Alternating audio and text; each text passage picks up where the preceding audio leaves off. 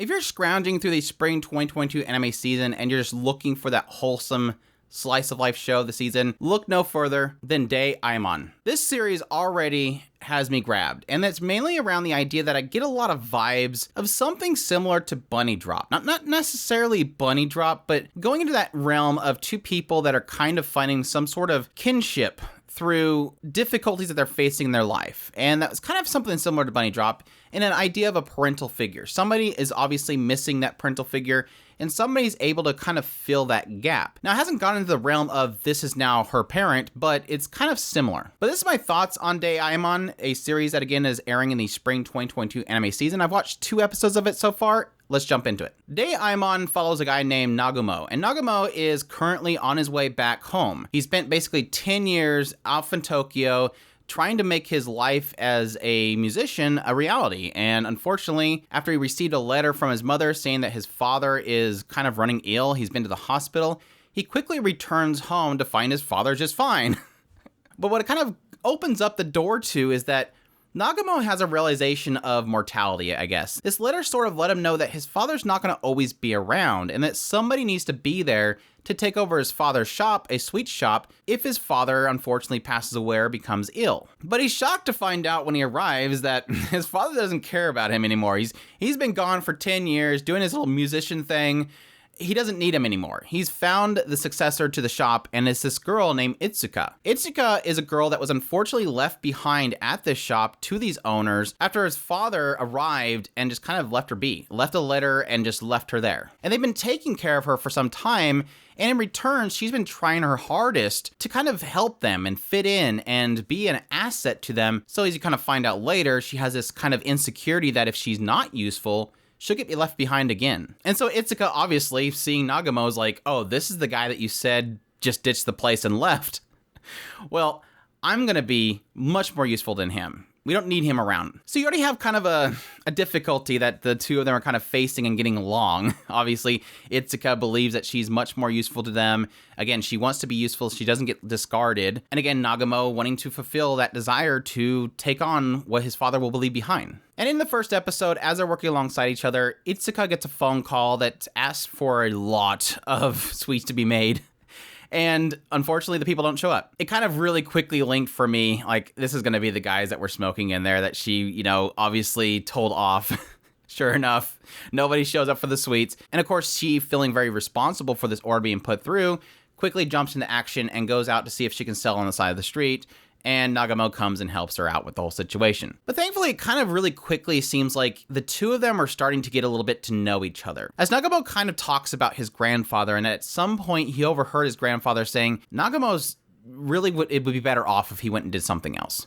We don't really know the context as to what his grandfather was saying there, but obviously it was an indication that it didn't seem like his grandfather wanted him to take over the shop. And so Nagumo, hearing this, kind of decides, okay, I will do what grandfather wish, and I will go pursue a different career, and which was basically to be a musician. And we get more into Itsuki about her loss of her mother and that her father abandoned her at this place, how she feels like her father essentially felt that she was too much to handle, that children are essentially a hassle. And again, that plays into her insecurities about being useful. If she's not useful, she'll get discarded again. And as we get into the second episode, we learned about Mitsuru, who is a university student that works there. We find out that she, takes care of her family. Her mother's very busy with the newborn, and she takes care of the other brothers.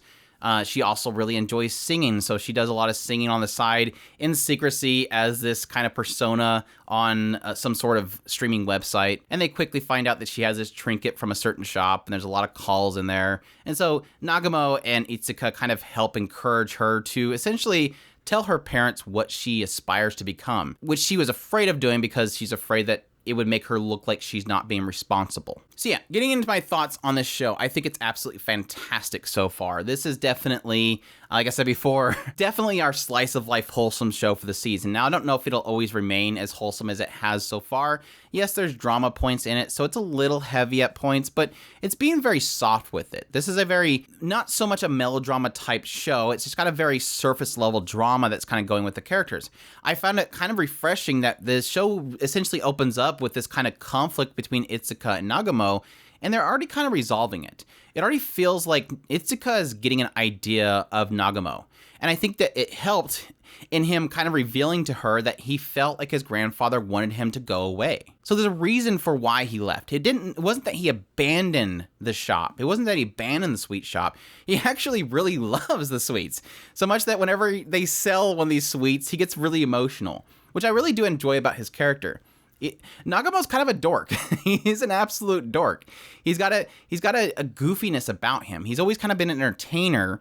And so you kind of see that in his personality. He's not afraid of getting out there and looking a little goofy. Like when she's trying to sell these things at the side of the road, he comes there with this whole goofy food hat thing going on, and he starts playing guitar. He's an entertainer, obviously. He's not afraid of being on a stage and being the one that maybe some people laugh at. And so again, his goofy nature kind of plays throughout the entire series, and I think that's what kind of is breaking through Itsuka's barriers that she's already put up. The first impressions of her was, here's the guy that ditched my new father, basically. This is the guy that ditched this place that is accepting me. I won't lose to him because obviously he doesn't appreciate this place as much as I do. But again, it's already breaking past those barriers. It's already showing Itsuka that this is a goofball, but it's also somebody that really loves the thing that she's kind of involved in. He really loves these sweets. He has a lot of passion for what they're creating. And additionally, he knows what he needs to do in order to get things done. He's not afraid of stepping out there. Yes, going to Mitsuru's place and stepping out there and saying, please let her do this. And additionally, on Itsuka's side, I really do appreciate this character so far. She's very young. She's very driven. She obviously has her insecurities, and it makes sense why she doesn't like Nagamo early on. It makes sense why she pushes herself so much. Because again, she doesn't want to be left behind, and there's that struggle there. Now, the two of them as a pair, I think, is a really great chemistry so far.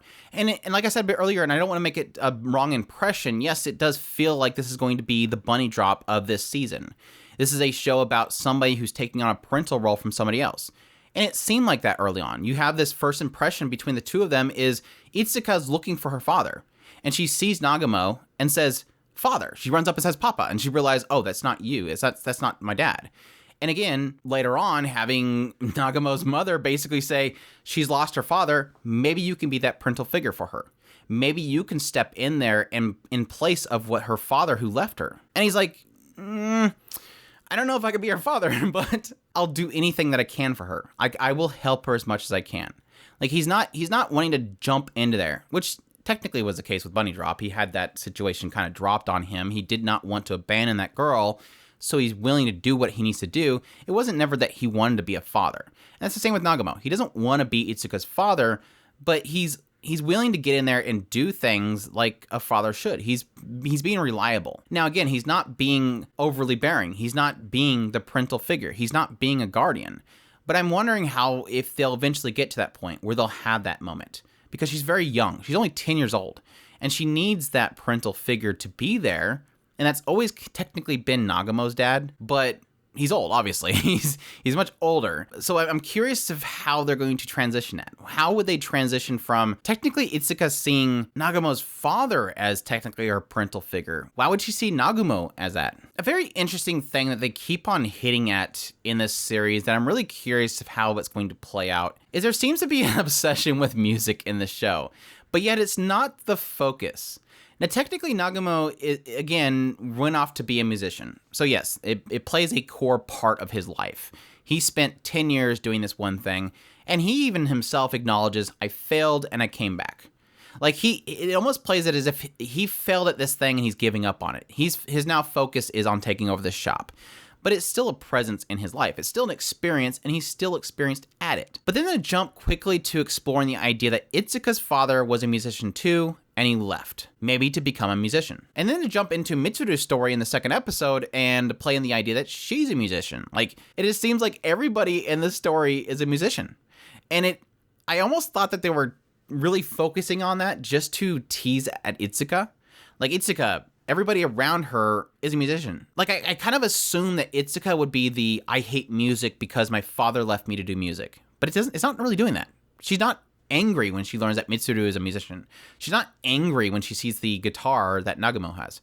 It really is just more of a connection. She sees that and sees her father. And I'm curious of how they're going to play that off, because again, it seems like it's going way out of its way to really kind of point out that a lot of people are connected to music in some way or shape or form. My original assumption was that that was going to be the tie-in to continue to press on her that Nagumo can be her new father, basically, because he has so many connections. He obviously looked like her father from behind. But yeah, the outside cast is great as well. I've loved the mother so far. I like how they point out the idea that everybody gave up on trying to hunt down this person online at this shop because everybody got a kick out of the mother. I mean, or they got bored, but they also got a kick out of the mother. And the idea that every time they call, at some point she's like, I really want kids of this age to eat these things because it's good for you or something like that. And so everybody's like laughing about how just crazy she is.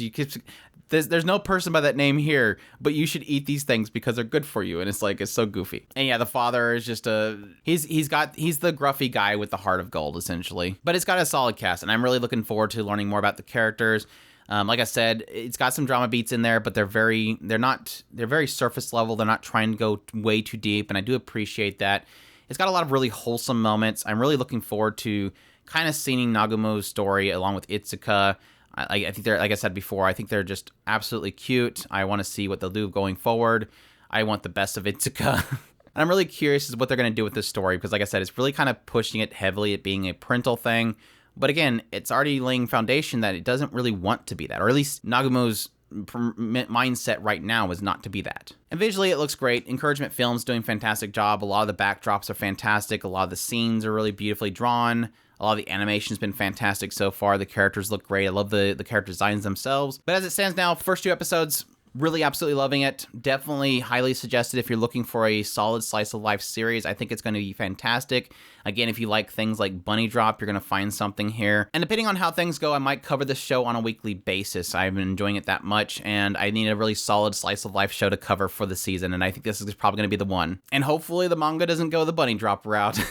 I had to say it. I had to say it at least once. I had to bring it up at least once. But at any rate, I hope you guys enjoy this video. If you did, leave a like down below, comment. Let me know what you thought of the series if you're going to be checking it out. If you haven't already, make sure to subscribe to the channel. I'll be covering all the shows of the season, giving my first impressions on each one of them. We also have news coverage, top 10 lists, and all that good stuff. If it's anime, it's here. As always, if you want to support the channel more, we have a Patreon link, a tips link, and a merch link in the description below. We definitely appreciate everybody that supports us, and y'all take care.